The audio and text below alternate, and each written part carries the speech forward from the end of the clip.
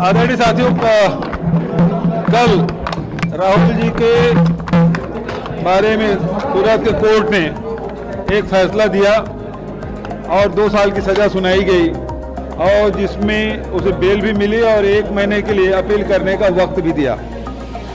लेकिन आज लोकसभा में आदरणीय राहुल जी के लोकसभा की सदस्यता उसे रद्द कर दी।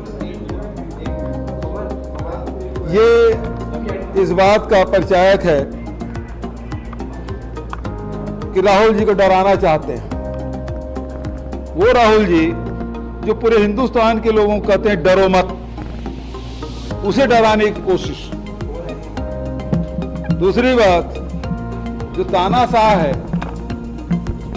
उसको सबसे बड़ा डर ये रहता है कि उसका डर खत्म ना हो जाए और इसलिए ये डराने की कोशिश ये लोग कर रहे हैं। और यही भूल जनता पार्टी ने इंदिरा जी के साथ किया था, उसकी भी सदस्यता रद्द की थी। इतिहास दोहरा रहा है,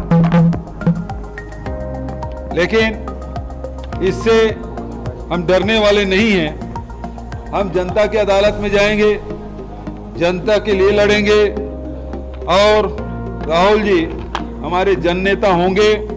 नहीं होगा तो सिर्फ डर नहीं होगा। लगा रही है कुछ सरासर गलत है।